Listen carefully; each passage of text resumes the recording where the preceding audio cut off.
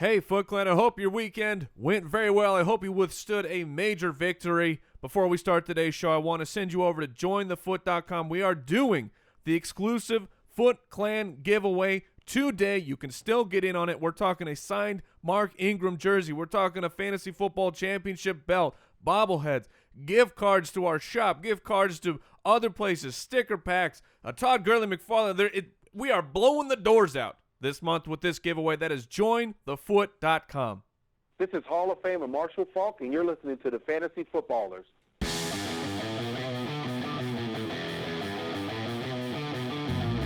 Welcome to the Fantasy Footballers Podcast, coming to you from the FantasyJocks.com studios with your hosts, Andy Holloway, Jason Moore, and Mike Wright. Happy Monday, everybody. It is Monday, November 7th.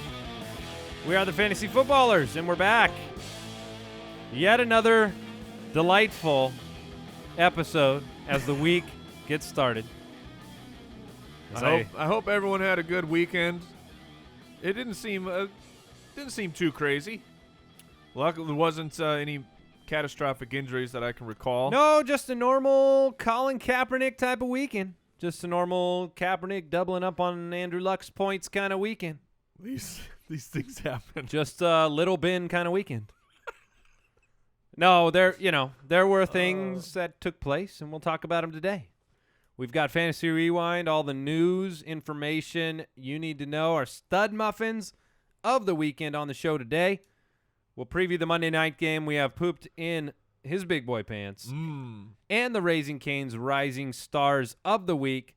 So it is jam-packed. I got a good one for you this week. A good rising star? Yes, sir. All right. Yes, sirs. Well, the turkey will be rising. Does the turkey rise? No, the turkey does not rise. The bread rises. There you go. On Thanksgiving. Yeah. So you're not, can I just take a guess? I make a bread turkey. You're not making the Thanksgiving meal for your house. You know what I'm specializing? Rise? I was trying to make a segue and it just didn't work. No. The meat shrinks. Okay. Shrinkage. Or is it they plump when you cook them? That's what I was going for.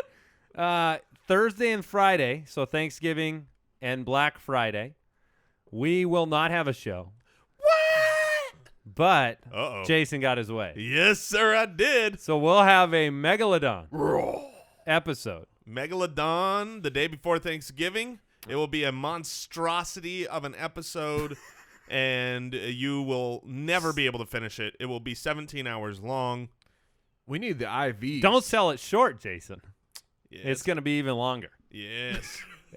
So we have that coming up on Wednesday the 24th before the football on Thursday and the weekend and the Black Friday events and those type of things. So we'll have a big old episode, and then we'll take – The 23rd?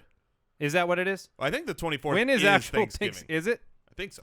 One moment, please. Yes, it is. All right. The 23rd is when the Megalodon episode will take place. So I'm sure you're all happy about that. I thought I had other announcements, but I think that's all I got right now. So let's jump into the quick question this one comes from Twitter, @ConroeBryan. Canoe Brian. Close enough. If your team is leading by a point or two, is it a good strategy to bench your Monday Night Football players if your opponent's score is set? So basically, right, whatever the scenario might be, maybe it's just your defense, maybe you've got the Seattle defense tonight, you're up by a point. Do you just bench them? Do you risk the negative points? Right. Which the probability of that is, unlikely, especially for tonight. I would think Seattle at home. But then you are looking at another unlikely event of a stat correction if you're only up by a point or 2 points. If people don't know what you're talking about there, because I think a lot of players don't know about stat corrections. Sure. So explain what takes place on a Wednesday or a Thursday during the week. It's usually Wednesday or Thursday. The official stat keepers take their cloaks off. I mean, these people, this is a secret society. They go back through the tape. They hold a members-only meeting, and they go through the tape, confirm that all the stats were correct. And usually what the most common one is things like defense. A defender is, oh, well, he got half a sack here. He actually had the full sack here. Those are the most common, but there are times. Sometimes things get changed where it's like, the pass? pass was technically backwards, so it's not Those a are pass, the it's big a ones. run. If that was a touchdown and it switches to you lost something, yeah. And when do those A lot of the officially happen? On ESPN, I believe they finalize on Thursday morning. And a lot of the times you'll see, if you see one of those ones, even if it's not a touchdown, maybe you're in a PPR league and it changes from a carry, which might be worth nothing or 0.1 points, to a reception that might be worth half a point or a full point. So here's the story. If I was up by one or less, I doubt I would ever bench my player, because I see corrections happen enough that are within a point. If I was up 1.5 or 2 points, I would think about benching a defense for sure. If I was in a league where you can get negative points. If it was a defense, I would bench them. If I'm up by more than a point, I would always bench my defense, because we see, at least in a lot of league scoring systems, defenses go negative all the time. I got -2 from the mighty Denver Broncos this week. So you need to be careful with defenses. If it's any other player, any other position, I'm not worried about the single fumble and then get injured and then off the field. Right. I'm going to play him because tiebreakers still matter for playoffs. You need those points. Yeah, total points scored is oftentimes exactly what separates 2 7-6 teams from getting into the playoffs or things like that. So hopefully that's some good perspective for you. I'm sure some of you have that decision tonight. Yeah. I chose to play you're up. Steve Smith Sr. over CJ Procise. I believe We'll you see made how the that right works decision. out tonight. So if you want to follow the show, do so on Twitter at the FF Ballers. You can follow Jason at JasonFFL. You can follow me at Andy Holloway. Just look for that blue check mark. And then you can follow Mike at FF Hitman. You can find us on the web, thefantasyfootballers.com. Twitter, come on. I think we can let the Foot Clan in Yeah, on this yeah. beautiful joke. So Mike has I could barely this is contain so great. myself. This is so great, Foot Clan. Look, of the group, Oh, you're the Twitter man. I'm the king of Twitter of this group. We're all Sure, on Twitter. sure. I mean, I And have look, more followers, but I get what you're saying. Twitter is very, very important as well for fantasy football. It's not just it's a neat social media. This weekend I had Carlos Hyde as my start of the week. When he was put out, I went on Twitter and let people know, like, hey, go pick up DeJuan Harris. It's not going to be Carlos Hyde. But we're all three on Twitter, but Twitter has always been Mike's cup of tea. It's his bag. Well, he does the Periscope every week. He does the most managing on our main account. And so Yeah. that's great. And so he has had a dream. He has had a long time dream of getting that From the beginning. From the beginning of getting that blue check mark that says you are verified. You are legit to Twitter. Yeah. And to the world. And really. to the world. It's so important. Andy, can I ask you a question? Sure. Do you have a blue check mark? I do have a blue check mark. You're verified? I'm verified on Twitter. That's yeah. incredible. Yeah, that's pretty cool. Yeah. My little sister thought that was pretty special. That is pretty cool. She Snapchatted Do you have any me. questions for me, Andy? Oh, Jay. Yeah. Are you verified on Twitter? Twitter is so stupid. I am verified. I've got that. How You about have the blue wait, check mark. I think there's one more question to ask. Hey, Mike. Are you verified on Twitter? Don't ask my account anything because you can't know that it's me. I'm just a big dummy and big loser. That all was right. stupid. So, and I have trolled Mike pretty profoundly this weekend, as my account had the blue check mark first. So I was trolling these guys. I changed my avatar to just a blue check mark on our Slack channel.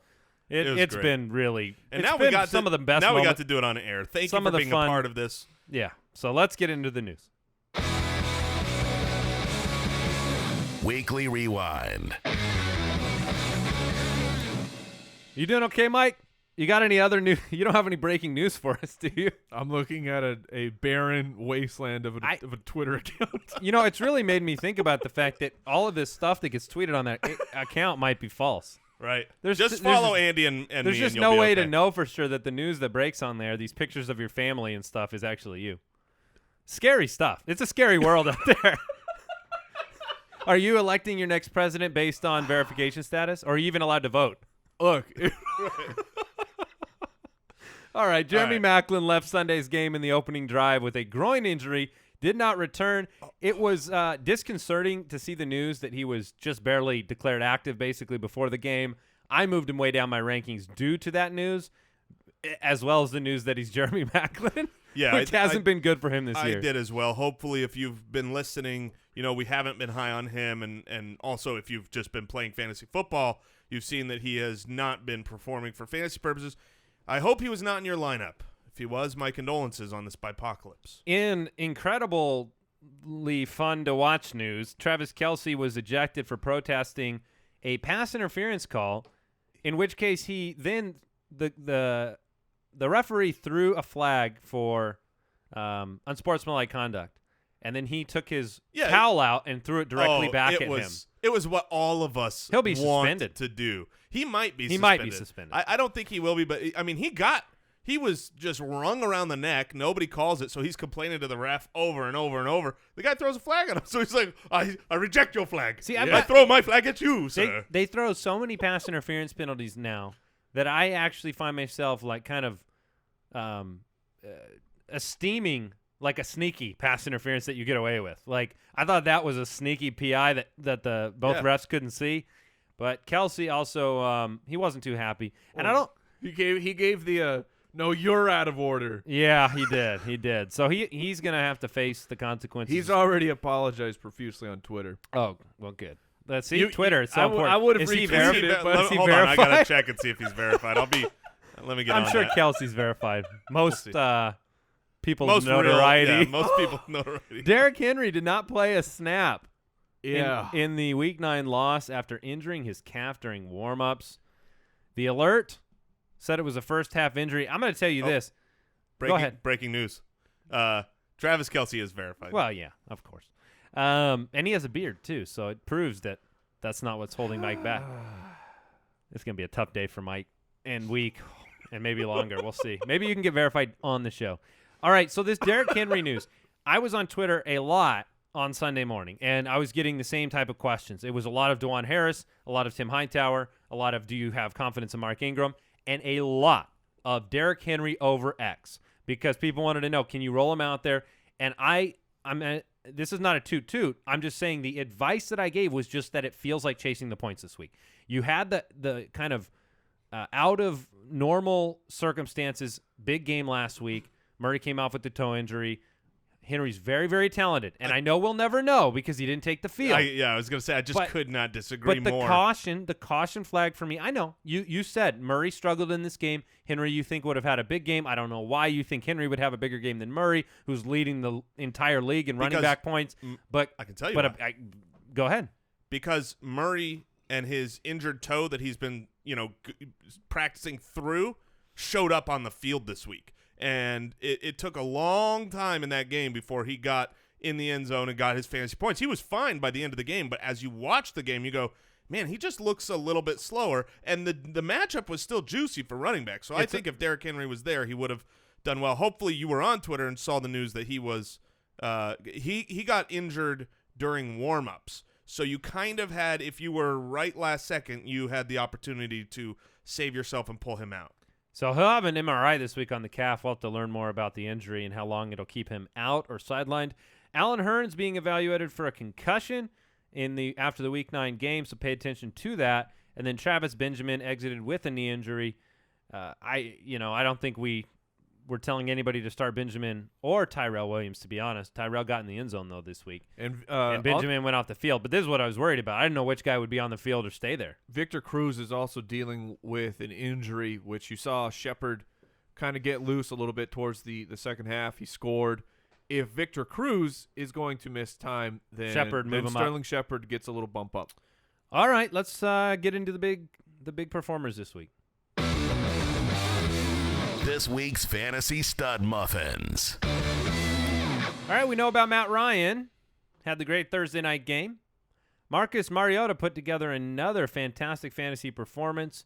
27 for 43 for 313 and 3. He had, I believe, 2 turnovers that really cost him this game. Yeah, I was going to say, he threw even 2 more touchdowns. To the other team. Well, fumbled one, right? Yeah. So maybe he had 3 turnovers. Mariota had a big game for fantasy, though. Aaron Rodgers pulled it out in the end with 297 and 3. Drew Brees another great game, 323-3. Now we're getting into the guys that, I want to talk about a little bit more. Specifically, Eli Manning and Dak Prescott. They had huge stud muffin weeks, 257-4 for Eli, 2 of those to Odell Beckham Jr.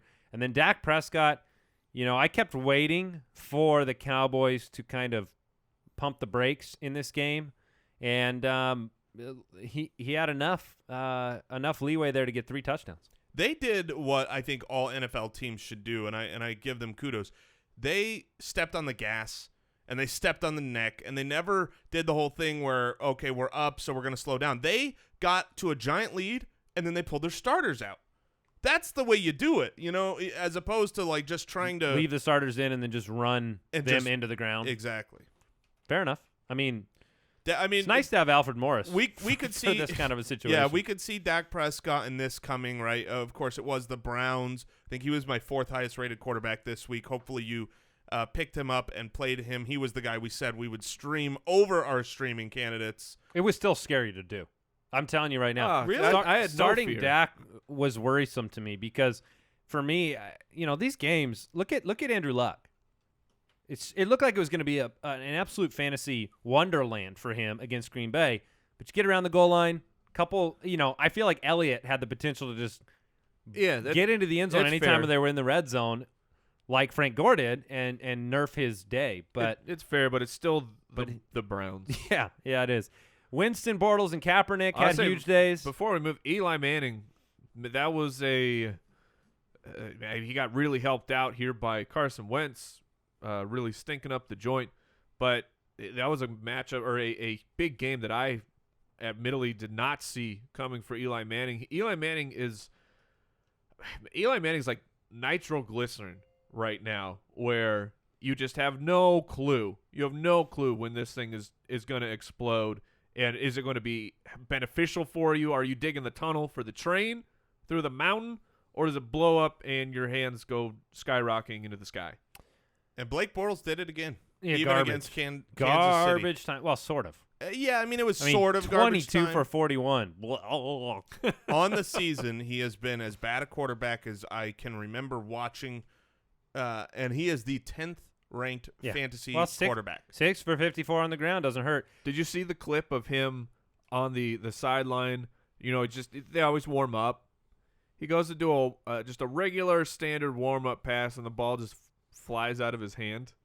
No, but I would love to see that. Sounds about right. It's just Bortles. He's gonna Bortle.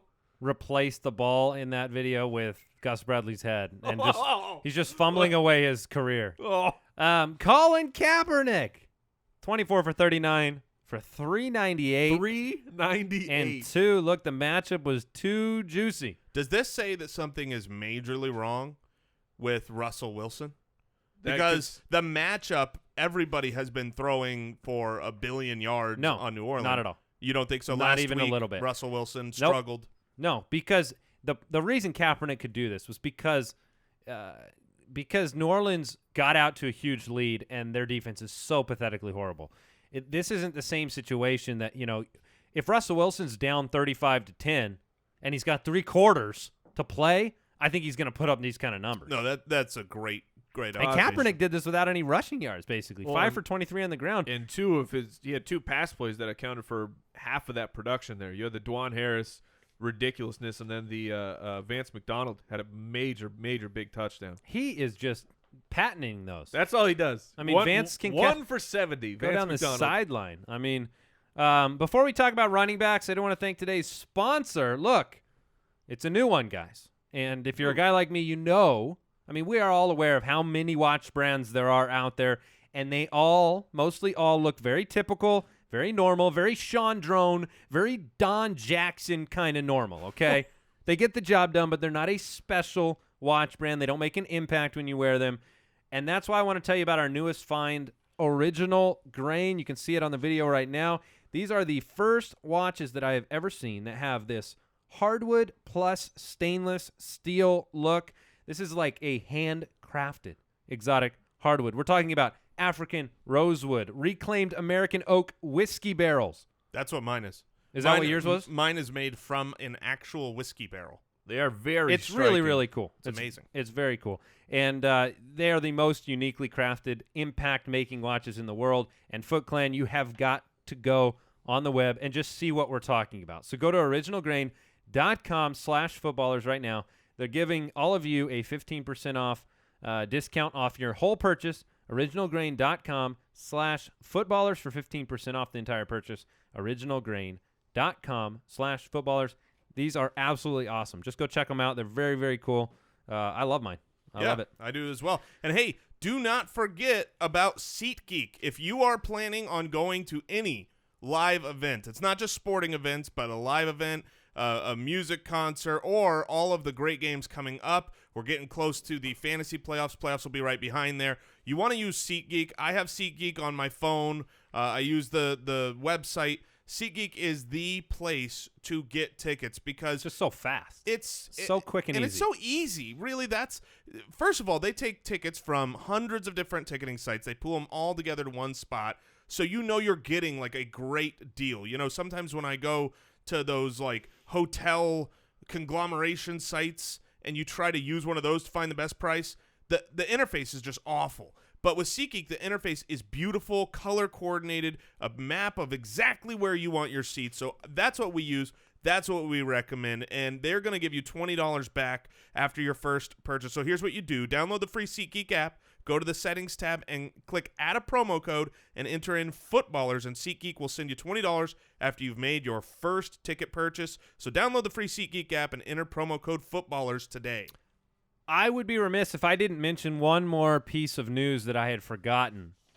And we're talking about running backs now, and so it's kind of important that we bring up the ultimate Big news. big stud muffin. giant Big moves. stud muffin news.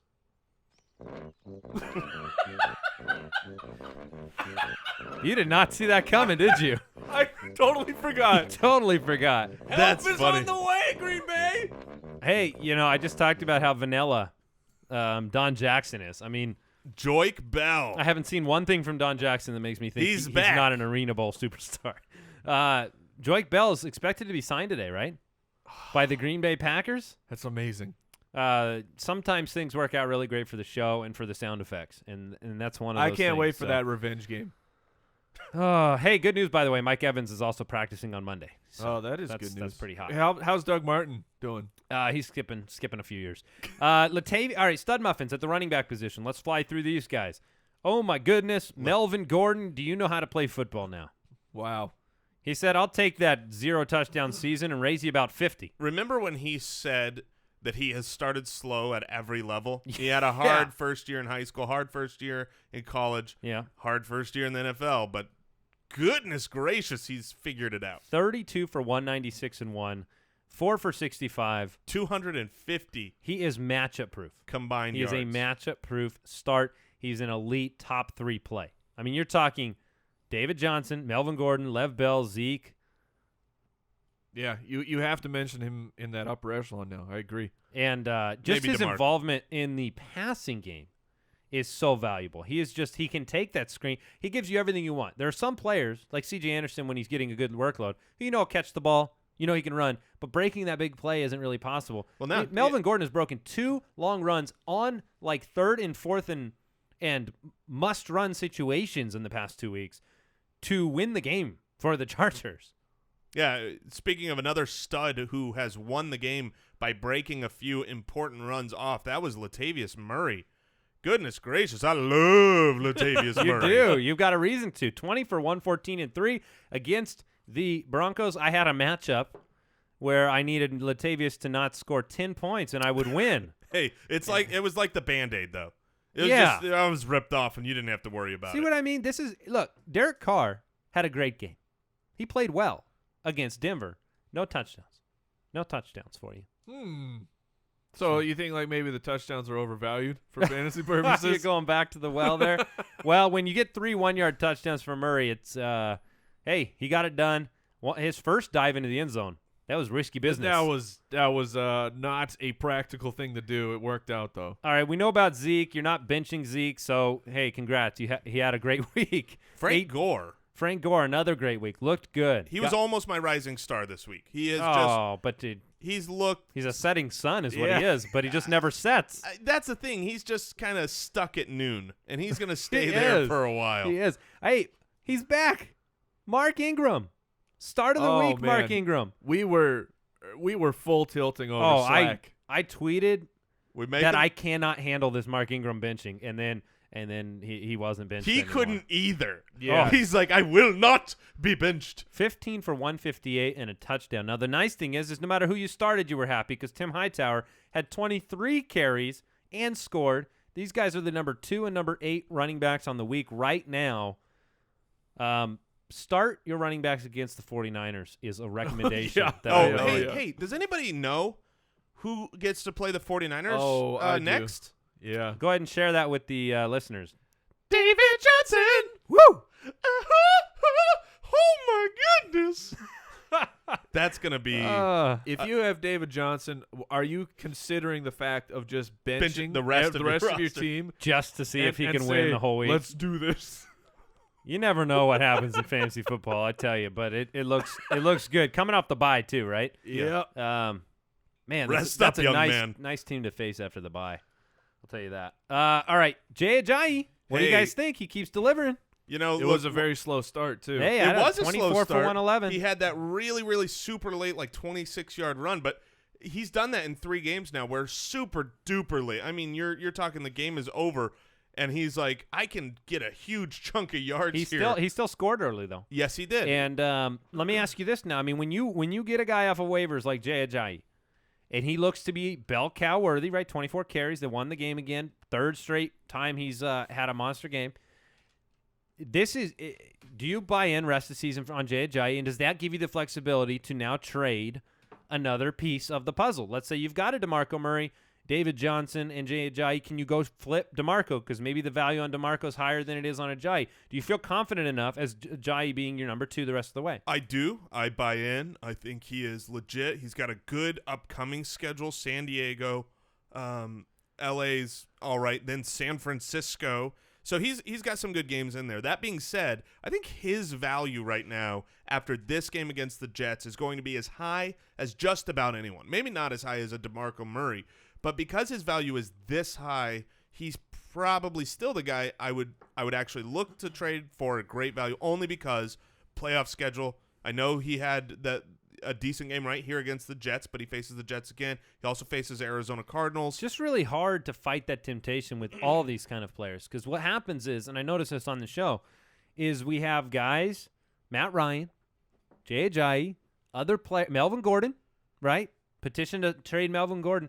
You know, it's easier to hold a guy if they've done it in years past. For instance, Eddie Lacy. Pretend he's healthy.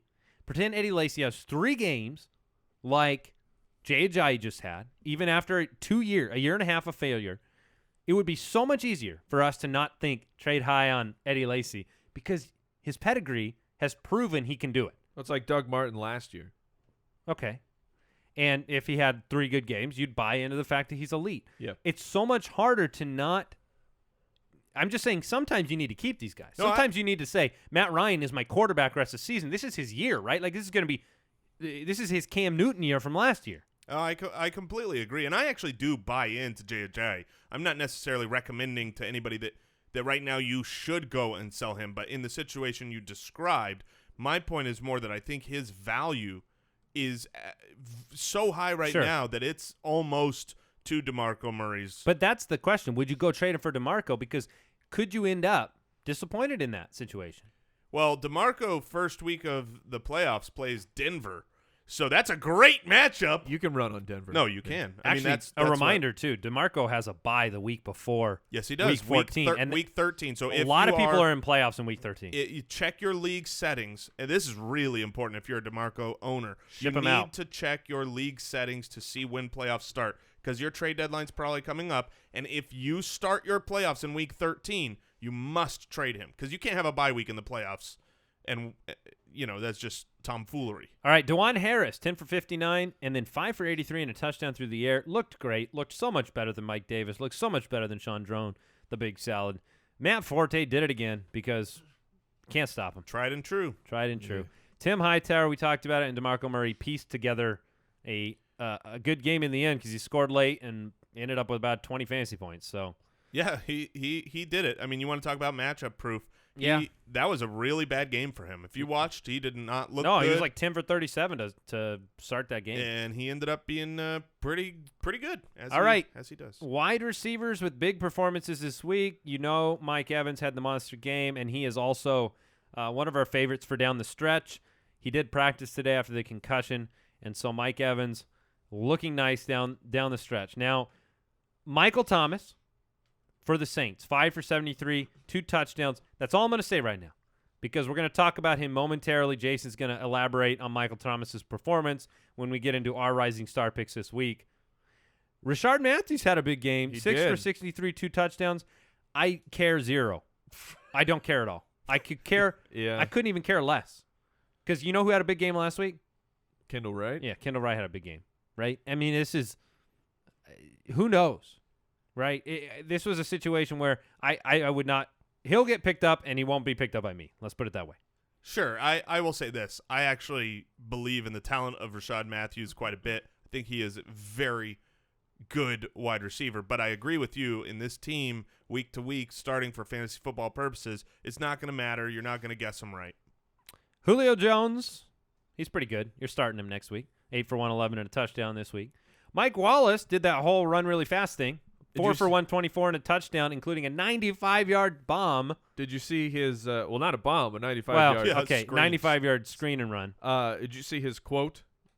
That Oh, he gosh. on the, Can't wait to find out. they were playing press coverage on the 5, Yeah. and he felt very disrespected. So he decided to. He decided he was going to take it to the house. All right. Well, That's a good decision. to be honest with you, still, I'd rather have Smith Sr. Rest of the season than I would Wallace. Oh, for sure. I Yes, mean, if you so- look at 4 for 124 and you take out a 95. 95 yard, the rest of the game he was 3 for 30 Yeah. with It's nice, but it's a D-Jax Well, that's what he gives you. He gives you either that 3 or 4 for 50 yards. I will say that or is- he goes humongous. That's a demoralizer for your fantasy opponent because they're like kind of, Yes. hey, cool, I get to face Mike Wallace. He's not that. Oh, no. No. Step out of bounds, please. All right, Golden Tate. Man, I was impressed with the Lions at the end of that game. Getting into overtime was amazing. Prater can kick the football. those last how much time did he have? Like 17 seconds. 17 seconds after they No took the timeouts? touchback with no timeouts, he threw a pass to get him within a 58-yard field goal and spiked the ball, and then Prater comes in, boots it through, and then they march all the way down on Minnesota and score. I heard a stat on Mike and Mike about Matt Prater. Matt Prater, in his career within the last minute of a game, has had 23 opportunities to kick game-tying or game-winning field goals, and he is 23 for 23. Ooh. I mean, That's what you need in a kicker. You need Honestly, that clutch yeah. gene. stone And he's had cold. a great year. If you remember, he had kind of I guess he's missed one. He's missed a kick in each of the last 2 weeks. So They weren't to tie the game. He's like, No, this one they doesn't clearly weren't. matter. Because he wants to set up the time. But definitely a boom moment for him. So let's talk back about the wide receivers here. Golden Tate, does he need to be owned at this point? Oh, he should be owned, yeah. He should have been owned 2 weeks ago. So you bought in though to a resurgence. Well, you see the problem with Marvin Back Jones then. as well. I mean, this is kind of coming into the season, playing out a little bit more where we didn't know, is it going to be Marvin Jones? Is it going to be Golden Tate? The first few weeks, we had our answer. It was Marvin Jones. Now it's flipped to the other side where Marvin Jones, I think, in this game had like a catch for 5 yards. Yep. Eric Ebron looked great too. Eric Ebron He set a career high in yardage. has been legit, and that was after the previous week of being very important to that offense. So you certainly need to look at him. But I think when it comes to Golden Tate and Marvin Jones, they both should be owned. I'm not confident to start either right now. Jordy Nelson, 7 for 94 and a touchdown, an impressive touchdown at that. This is the game we thought he'd have this week. We said Indianapolis was a nice matchup. I pumped the brakes on him towards the end of the season with a lot of fear, but because of the matchups and what's going on in Green Bay, they lost again. I'm still hesitant to buy into Nelson as a top 12 guy rest of the season, and I think if you can get top 12 value, I would personally trade him. I know you guys probably sit on the other side of that one. No, yes or no? I would be No. willing. Again, we're close enough now where the playoff schedule matters to me quite a bit for certain players. Your average player, whatever. But when you have guys like Mike Evans who gets to play New Orleans twice, that matters to me. Or for Jordy has just a horrendous passing schedule. Let me look this up here to remind myself. But Jordy Nelson starting in week 13, if your playoffs start in 13, it's Houston, not a great matchup. Then Seattle, great passing D. Chicago's been a pretty good passing D, although they got They've carved been a great defense. They did get carved up by Aaron Rodgers already once. But then week 16, so you got Seattle in 14 and then Minnesota in 16. It just is not boding too well. And we've seen a couple complete stinker games. In fact, the Chicago game where Aaron Rodgers carved up the Bears, Jordy Nelson had 1 catch for 9 yards in that game. All right, Antonio Brown came back from the dead. Oh, man. Mike couldn't handle it. Like, Mike really can't handle when Antonio Brown doesn't have like 900,000 points every week. Well, I couldn't handle just watching the game for 3 quarters. You're thinking, What'd you say? Mike, Big Ben was setting football back 50 years? Yeah, Mike Tomlin, you got to put Landry Jones in. It was horrendous. Big Ben was just awful. I mean, he's missing guys. He had at least 3 or 4 opportunities to Sammy Coates. Just sailed the ball, missed him completely. He had the one where of course, the one target that Sammy Coates was on point. Coach dropped it, but it was a brutal performance from Big Ben. Their game plan was, okay, we'll let Le'Veon Bell take us to victory, and the Ravens said, no, you will not, because Le'Veon Bell got held in check for the most part, and then Big Ben, it was all that garbage. You're down 21-0, and then Big Ben finally was able to get it loose. I had read a stat about Big Ben on the game coming off of an injury and how bad his stat lines were whenever he's returning from these injuries. And it caused me to move him down on Sunday after seeing that stat line because I was worried. We had talked about the divisional matchup a little bit. It's Big Plus, Ben on Big the road. Ben on the road is just bad. So, he did piece it back together, though, with 264 and a touchdown. So, and he ran for one. So, all of that being said, he pieced it back together for Antonio Brown. Allen Robinson, 7 for 76 and a touchdown. Whee! And then Tyrell Williams, 6 for 65 and a touchdown. Is Williams the best guy to own there? I think so. Yeah. Wide receiver-wise, right? Yeah, I was hoping for Dontrell Inman to have a game, and his stat line was actually very comparable. Yeah, it was to 6 for Ty 67, Williams. I think. But 2 he more just yards, didn't get the but touchdown. no touchdown. All right, tight ends real quick, guys. Old man Jason alert. Witten, Antonio Gates. Cleveland Brown alert. Witten, 8 for 134 and a touchdown. Witten is the number 1 wide receiver for the Cowboys, right? Nope. The number 1 wide receiver had himself a pretty good game. Talking about Beasles? The Cole Beasley, 6 for 56 and a hooge down. Well, we'll talk about Dez soon enough. Antonio Gates, 5 for 75 and a touchdown. Hunter Henry did not play.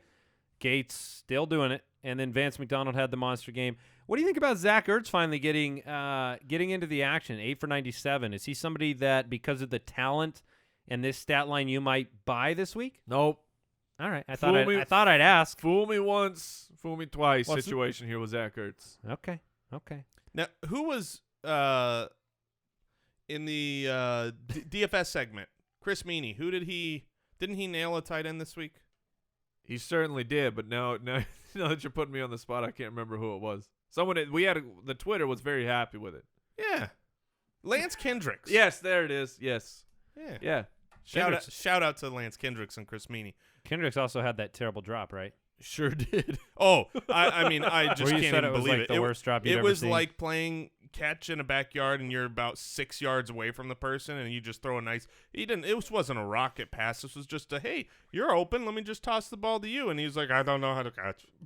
What did he say again? I don't know how to catch ball. I'll throw out a complimentary. They weren't a full stump of a Stefon Diggs monster game. And I just want to point out Eli Rodgers, Darius Hayward-Bay supplanted the terrible Marcus Wheaton. We have finally put this to rest. But Eli Rodgers had himself a game. And now if Hayward-Bay is going to miss some time, Eli Rodgers could be back and play for fantasy.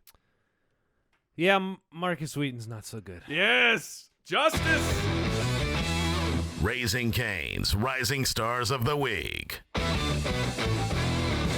It's time for the Raising Cane's Rising Stars of the Week. We each pick a guy that we were impressed with this past week and think has long-term value that you need to be thinking about as a fantasy owner. Mike, long-term value here. Why don't you give us your name, All right. the Raising Cane's Rising Star? And this is definitely thinking long-term because he didn't necessarily wow this weekend. He didn't blow any doors off. That's Paul Perkins. Okay, it came out over the weekend that some beat reporters said, change of plans. We think that Paul Perkins is actually going to get far more involved coming out of the bye week. And what's kind of nice for fantasy players for us to evaluate, at least box score analyzing here, Paul Perkins and Rashad Jennings had almost equal work. And by almost, I mean identical. 11 carries both. Paul Perkins outproduced him. 3 receptions each. Paul Perkins outproduced him. Not by a ton, but Paul Perkins, his snap percentage was up. He was around 34%.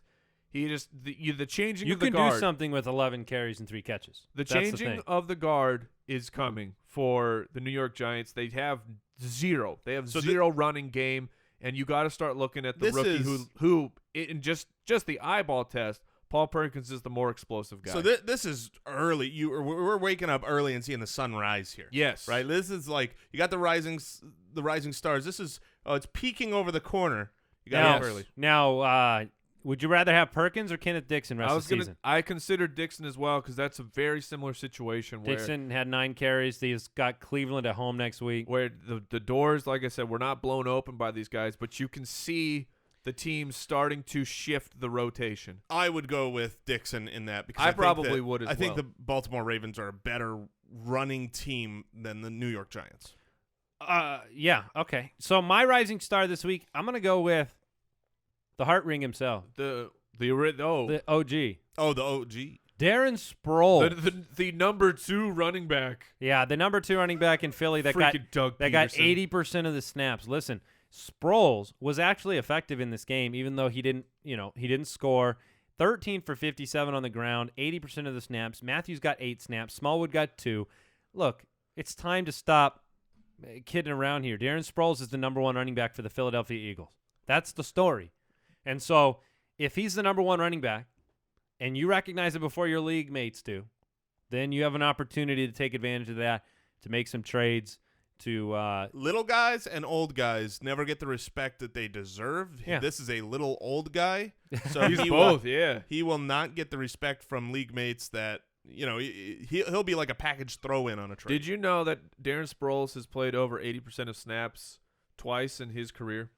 Oh, wow! The last 2 weeks. Wow! While Doug Peterson sits on his throne and declares, well, we got to get Ryan Matthews, and he's our number 1. We got to get him involved, so I'm going to give him 8 snaps.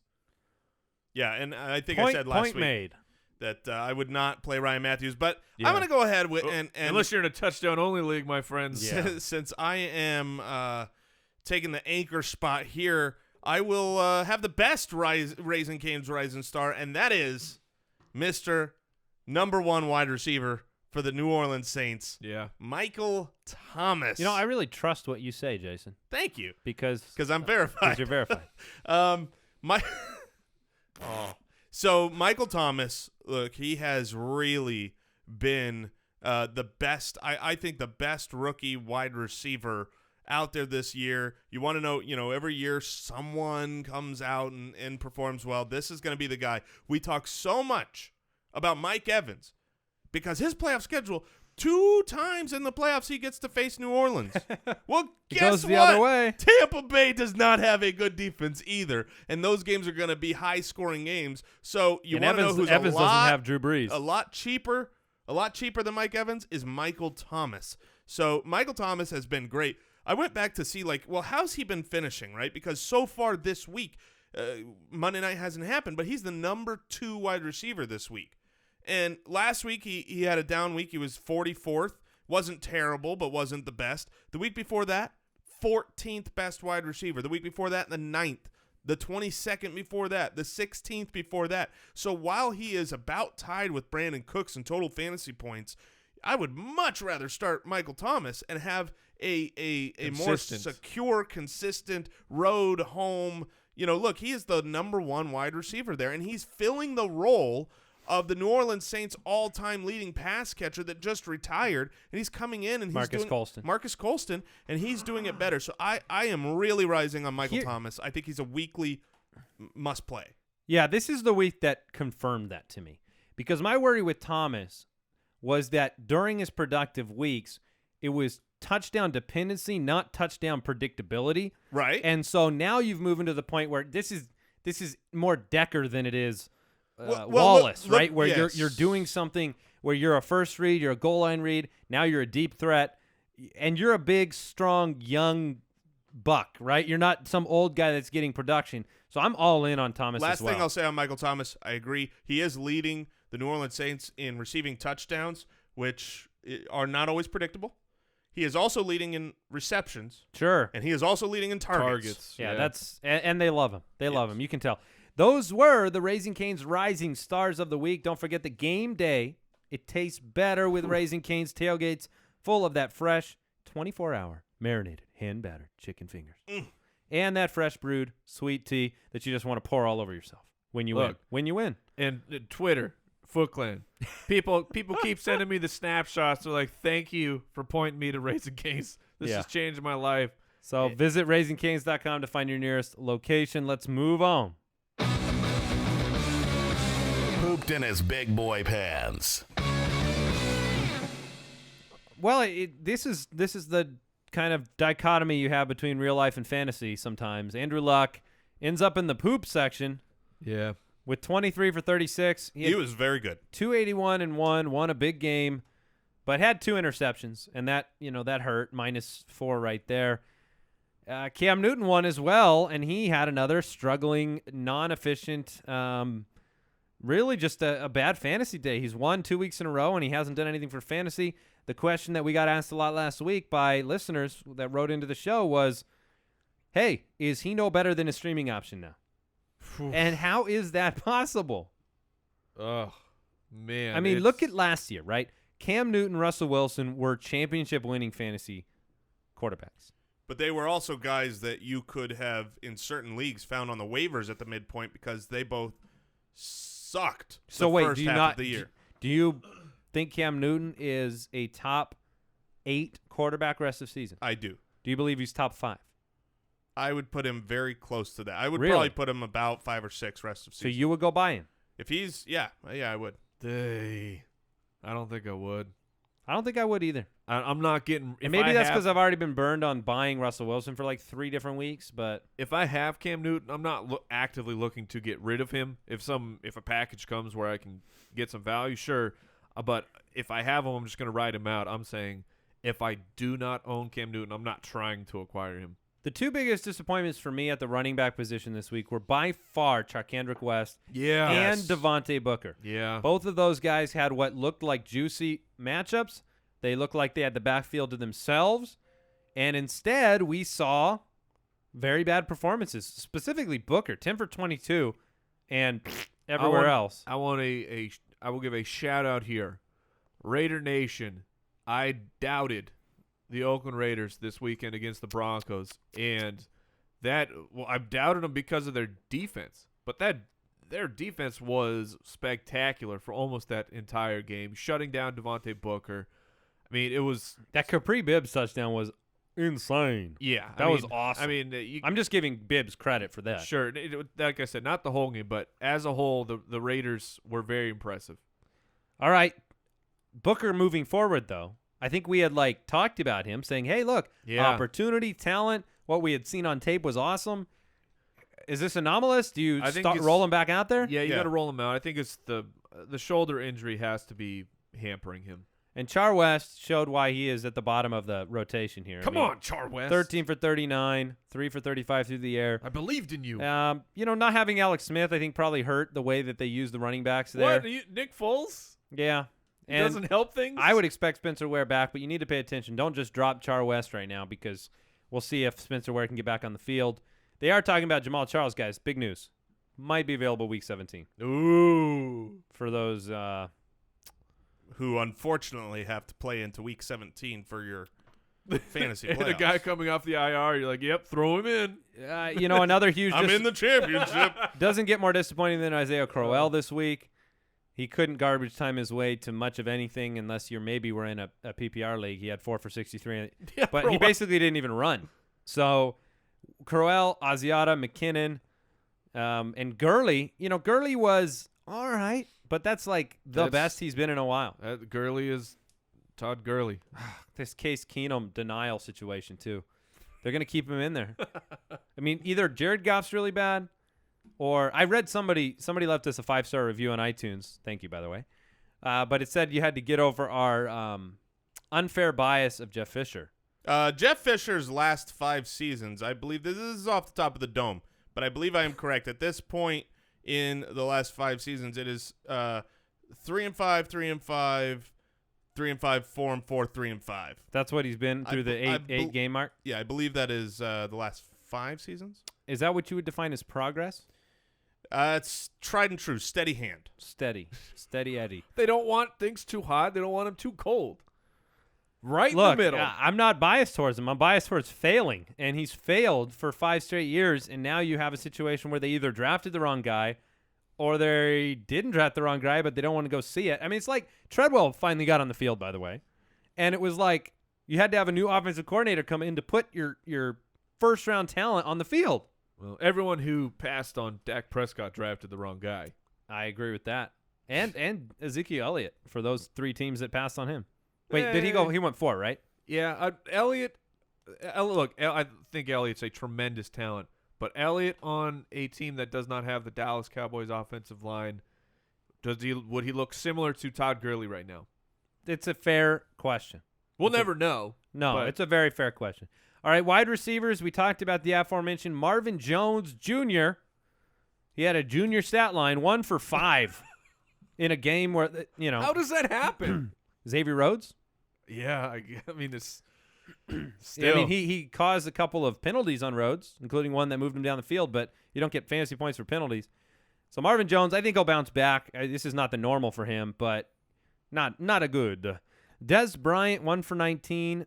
That might be the most disappointing wide receiver of the week. They just didn't need him. No, they sure did It not. reminded me of those games last year where like Kansas City would blow out a team 35-3 at the end of the year, and Maclin would have 2 catches. Well, because that's what Maclin does. All right. Michael Crabtree, I don't think people expected a ton from him against Denver, but he did not give you a ton, 2 for 27. Willie Snead, we talked about Michael Thomas. Thomas has taken that role. Snead is at best third on that team. I mean, you can't rely on third, even with Drew Brees. And maybe, some weeks it's going to be Fleener. I think Fleener had a better stat line than this. So, Demaryius Thomas, Emmanuel Sanders, they both gave you the minimum. And Brandon Marshall now for a couple weeks has not been good. And what's crazy is he needs Eric Decker. I think it's true. You think that's the cause? Yeah, I think he needs somebody else. I mean, he draws pass interference penalties like nobody's business. By the way, I need to bring this up. I know we don't have a ton of time. I want to know your opinion on this. The Saints were on the 10-yard line before the half. And their own or 4 seconds left. Yeah, there were well, at this point there were 10 seconds left, okay? And they got up to the line. Oh, I totally know where you're going. Yes, okay. So the Saints had the ball, and they snapped it with 1 shot at the end zone. I think it must have been predetermined that all 49ers DBs grabbed all of the wide receivers and held them, and they were penalized for a holding call. Not pass interference in the end zone or anything like that, because it was just on the line of scrimmage. They grabbed them all, including the tight ends. The linebacker grabbed the tight end. They grabbed them. 6 seconds went off the clock. Penalty put them 5 yards closer. So they were closer. They couldn't run another play because there were 4 seconds left. So they forced them into the field goal. This is like the hack-a-shack in football. I can't see a way around doing this in the future. I feel like Chip Kelly. There has to be a kind of the reverse runoff situation. Like an untimed play or something. Exactly. On plays like that. But there isn't. No. I'm saying for the future. There's nothing you can do. You could. I think it would be very simple in the future for the rules committee to put something in where if you are within the last 30 seconds or whatever, a defensive penalty, It's puts the clock, man. That's what I'm saying. You can't mess with the clock like that. What do you mean? You do a 10-second runoff on the other side. But this is like It's messing with the clock for the exact reason, because strategy. Here's the thing, though. The problem is that in the runoff situation, you have a dead clock and then you do a 10-second runoff. In this situation, the play takes place. So do you let that time come off the clock and then maybe you wait 10 seconds to hold and then you put 10 seconds back on? I'm saying that play, you go back, you put the time back on the clock. If it's a penalty, then you put the time back to what it was at the beginning of that play. I understand your reasoning for it. I just don't think I think that what you're saying sounds simple, and I think that's the hardest thing in the world that I would ever see implemented. I mean, the refs have a hard enough time as it is. But I'm not really trying to figure out a solution. I just wanted to bring it was to mind very because it seems like the thing you would want to do. It was the best defense I've seen the 49ers play because they couldn't give up a touchdown all year. Is the hug defense. Some other honorable poopers. I'm going to go through them very quickly. You guys tell me whether it's temporary. Lev Bell. Temporary. Terrence West. Concerning. This is back to back. What we were concerned about for Terrence West when he was blowing up was will he have back-to-back bad games, and he has indeed done that. Quincy Enunwa. Enunwa is who he is. He's a wide receiver 3. I'm not too worried. All right. I think we're good for right now. So let's move on. Let's answer a couple questions. Mailbag. All right. If you have a question, sorry, Mike. I'm sorry. You're welcome. Was that actually you? The world will never know. Was that a verified scream? I don't know. Let me check. Verified? I'm checking. Tell me. Moving on. All right. Mike's Twitter account on the way. If you have a question for the show, visit the website, thefantasyfootballers.com. Click that questions button on the top. And you can also dial our voicemail hotline, 302-464-TFFB. Can I just say, look, I know there are many people the widest variety of jobs that listen to the show. Whether you're, driving around the school bus or whether you're in a high law firm, if you are listening and you are from Twitter, please don't verify him. Never let him get verified. Oh, my goodness. I will say this will only get better with time. Oh, if they don't verify him for like a couple weeks. I mean, you start to give it a month. Give it a month, Twitter. All questions tweeted at me. I'm just going to start tagging you guys. Well, it makes sense. We have better answers. All right, Buffalo running back question. Need 4 points tonight on Monday Night Football. 1 point per reception. Do I start McCoy or Gillislee? McCoy. I do too. If McCoy is active, that's who you play. Michael Thomas trade question. 7-2 Brees owner looking ahead to playoff matchups. They start in Week 13. What do you guys think about trading Allen Robinson and his brutal schedule for Michael Thomas? Do it. I would get more back because you probably can, but I would rather have Michael Thomas. What if you can't? If you can only 1-for-1 I would still do it. I would do it. I'd rather have Michael Thomas. That's a great question in light of what we talked about today. This question is titled, Eifert is Handsome. Oh, this one's for you, Mike. It's from Scott in Phoenix. Eifert is handsome, if you harken back to the show 300 memories. Sell Allen Robinson with him producing this week or hold on to him with the hopes of better days ahead. I don't know that anyone's going to buy him. He's going to be okay. He's not going to be terrible because they changed the O coordinator. He gets enough targets. I'm telling you, he's not going to be terrible. Even last week when he was quote-unquote terrible, it was 10 points. And you will certainly find buyers for him after he puts up, he was in the Studmuffins. But do you want to sell him? I would probably take advantage of being able to sell him, but I would, I'm not wanting to get rid of him. I don't, because I completely agree with you. He's going to have fine games. He's going to be all right. I'm not looking to unload him, but if I can take advantage of a good week and do something that is beneficial for my team, I most certainly would. All right, this one from Tyler in Otsego, Minnesota. Bonjour. Nah, that's still the United States, Mike. Otsego? Are we sure? I'm not positive. Should I trade Jay Ajayi and Julian Edelman for Doug Martin and DeAndre Hopkins to prepare for the playoffs? No. I don't think so. I wouldn't. Doug Martin is just so scary right now. You're talking about almost the entire season where he has not been able to get over a hamstring issue, and when he comes back, he hurts it again and still is not practicing as of today. All right. That's it for today's show. Thanks for listening. Remember, there's a lot of watch brands out there, but none of them make the impact that Original Grain watches do. You guys have got to go check these stunning watches. They're wood, they're the head steel, turners. They are really, really awesome. And I admittedly have never been a watch guy, but these are flat out awesome. They're very, very striking. I mean, like I said. I've worn this a ton of times. I wore this to church. I love wearing this thing. It is. They get a lot of looks. Well, but it's not like the kind of like pretentious, horrible looks. It's like the finely crafted. I love the wood. That's just so awesome. So check them out, originalgrain.com/footballers. They give you 15% off. That's originalgrain.com/footballers. Thank you for listening, supporting the show. We'll be back tomorrow with more fantasy action coming your way. Waiver wires. Shout out to fantasyjocks.com with the promo code footballers. Also, goodbye from the 2 verified guys. Thank you for listening to another episode of the Fantasy Footballers Podcast. Join our fantasy football community on jointhefoot.com and follow us on Twitter @TheFFBallers.